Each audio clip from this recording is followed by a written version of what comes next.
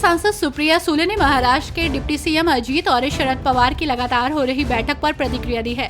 उन्होंने कहा कि काम के सिलसिले में हमेशा मुलाकात होती रहती है। हाल ही में अजीत पवार ने शरद पवार से मुलाकात की थी। वक्फ कानून को लेकर बीजेपी और मुस्लिम संगठनों के बीच शहमात का खेल जारी है। नए वक्फ कानून को लेकर बीजेपी अल्पसंख्यक मोर्चा जन जागरण अभियान चला रही है, तो वहीं मुस्लिम संगठन देश भर में वक्फ बचाओ अभियान के जरिए विरोध प्रदर्शन कर रहा है। All India Muslim personal law board के अगुवाई में देश के तमाम मुस्लिम संगठन के प्रतिनिधि आज दिल्ली में वक्फ कानून के विरोध में एकजुट होकर अपनी ताकत दिखाएंगे। महाराष्ट्र के पूर्व विधायक और राष्ट्रवादी कांग्रेस पार्टी के नेता जिशान सिद्दीकी को जान से मारने की धमकी मिली है। उन्हें ईमेल के जरिए जान से मारने की धमकी दी गई है।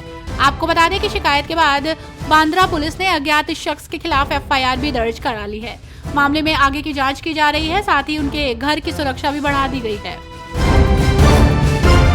दुनिया की सबसे बड़ी इकोनॉमी अमेरिका में मंदी के आसार बढ़ गए हैं। इस बात को लेकर खुद अमेरिकी राष्ट्रपति डोनाल्ड ट्रंप ने स्वीकार किया है और उन्होंने अमेरिकी सेंट्रल बैंक फेड रिजर्व के चेयरमैन की आलोचना करते हुए कहा कि अगर ब्याज दरों को कम नहीं किया गया तो अमेरिका में मंदी आ जाएगी।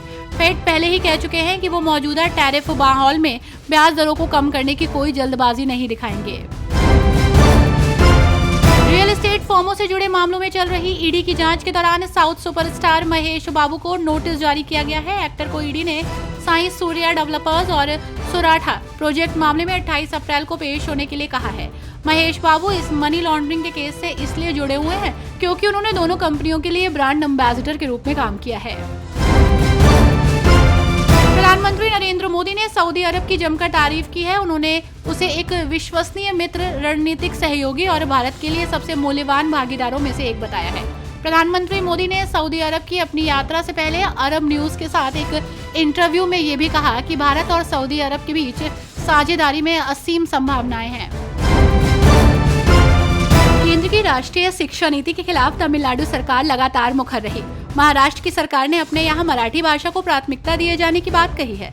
इस पर तमिलनाडु के मुख्यमंत्री एम.के. स्टालिन ने यह जानना चाहा कि क्या केंद्र सरकार महाराष्ट्र के मुख्यमंत्री देवेंद्र फडणवीस के इस रुख का समर्थन करती है कि राष्ट्रीय शिक्षा नीति के तहत राज्य में मराठी के अलावा कोई अन्य भाषा तीसरी भाषा के रूप में अनिवार्य नहीं है। मुख्यमंत्री योगी आदित्यनाथ ने आदिवासियों के वोट देने को लेकर एक बड़ा बयान दिया है। सीएम योगी ने कहा कि उत्तर प्रदेश में बीजेपी के सत्ता में आने से पहले आदिवासियों को वोट देने का अधिकार नहीं था। उन्होंने कहा कि वामपंथी और मिशनरी आदिवासियों का ब्रेन वॉश करते थे।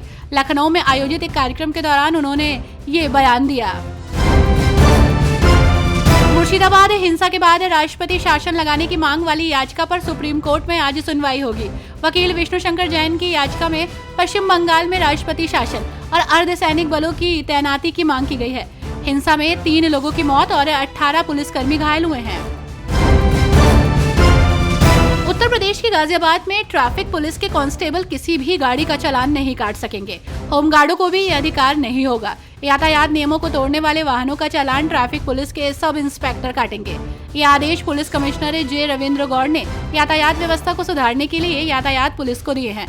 कांस्टेबल और होमगार्ड ड्यूटी के दौरान पूरी तरह से यातायात व्यवस्था को दुरुस्त रखेंगे।